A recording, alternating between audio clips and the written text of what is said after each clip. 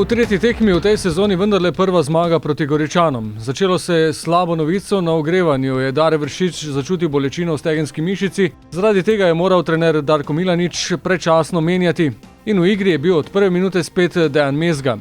Jaz sem po prihodu fantov v slačilnico, mi je Dare povedal, da ne more oziroma da se boji igrati, ker bi mu najverjetneje se poškodba poslabšala in sem moral, jasno, časa ni bilo, reagirati hitro.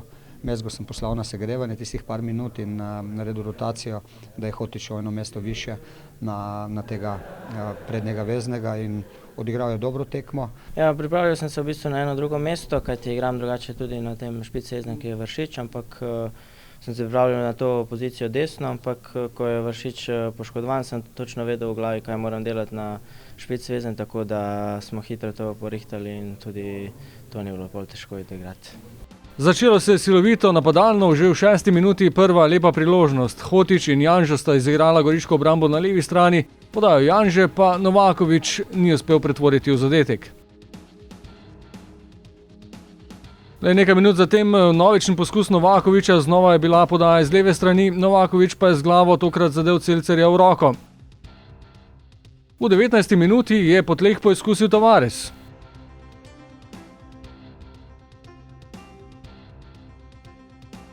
Le nekaj minut zatem se je iz podobnega položaja za strel odločil Hotić, toda Sorčan je bil znova na mestu. Gostje velikokrat niso bili nevarni. Prvič v 26. minuti, ko je Kotnik prišel do soočenja z vratarjem Handanovićem, ki se je dobro postavil in ubranil njegov strel. V 31. minuti je Marcos Tavares z atraktivnim zaključkom poizkusil premagati gostujočega vratarja.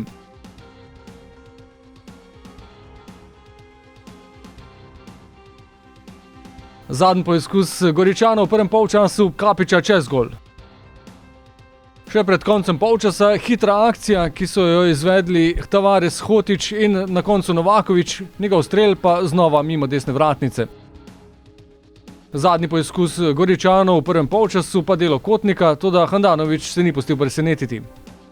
Tudi drugi polčas so Mariborčani začeli silovito in takoj nakazali, da jih zanima vodilni zadetek. Po seriji 3 kotov zapored pa so prišli do vodstva. Kot je izvedel Mezga z desne strani, Marko Šuler pa najbližji žogi in iz prve za vodstvo 1:0.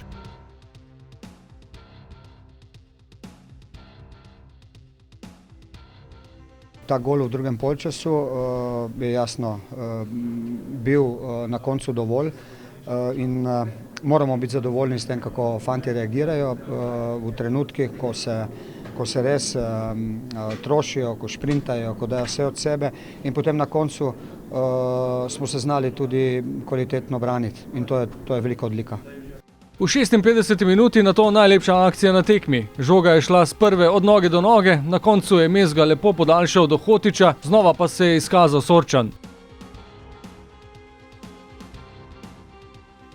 Le minuto zatem je Palčič prodiral po desni strani, lepo podal na drugo vratnico, tam pa Santi ni uspel bolje preusmeriti žoge.